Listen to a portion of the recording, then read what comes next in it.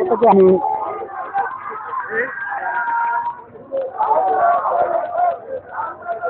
স্বাগতম দর্শক মানবিক বার্তার পক্ষ থেকে আমি সাইফুল ইসলাম কিন্তু আপনাদেরকে আমি যেমনটি জানাচ্ছি যে আসলে এইখানে প্রতিবন্ধী যে বিশ্ববিদ্যালয় আছে তারা আসলে আজকের 30তম দিনে 30তম কার্য দিবসের রাতে তারা অনশন করেছিলেন, কিন্তু আজকের অবশেষে কোথাও কোনো রায় না পেয়ে আসলে তারা লনার্থী যমুনা কর্মসূচি দিতে যেই কর্মসূচি দিয়েছে যেই প্রতিবন্ধী শিক্ষকরা তারা তাদের দাবি তারা দেখছেন যে আসলে করেছে এইখানে যখন পুলিশ প্রশাসন যখন এখানে তারা বেরিয়ে গেছে তখন তারা রাজপথে তারা আসলে শুয়ে করেছে। যখন আপনারা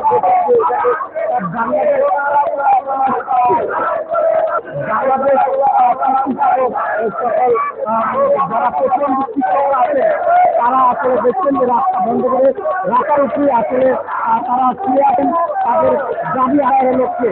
তাদের দাবি যে তারা হতে চায় এবং এই জন্য তারা রাস্তাতে আসলে অনশন করছেন রাস্তা ব্যারিকেড দিয়ে। আপনারা দেখছেন দর্শক, আমরা যদি আপনাদেরকে দেখাই এইখানে আসলে ব্যারিকেড দিয়ে পুলিশ এইখানে অবস্থান করেছেন যেমন বিশৃঙ্খলা ঘটতে না পারে, কিন্তু এই ব্যারিকেডের ফলে আপনারা যদি দেখেন যে তাহলে এইখানে যে প্রতিবন্ধীরা আছেন আসলে তারা রাস্তায় আসলে শুয়ে পড়েছেন।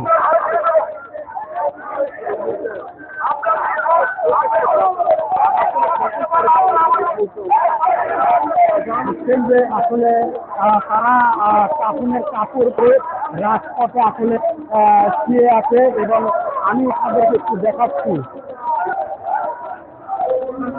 দেখছেন দর্শক, প্রেস ক্লাব থেকে সাইফুল ইসলাম কিন্তু আছি আপনাদের সাথে, সঙ্গে থাকবেন এবং আপনারা দেখছি যে আসলে এখানে রাজপথে তারা আসলে অবস্থান করছেন।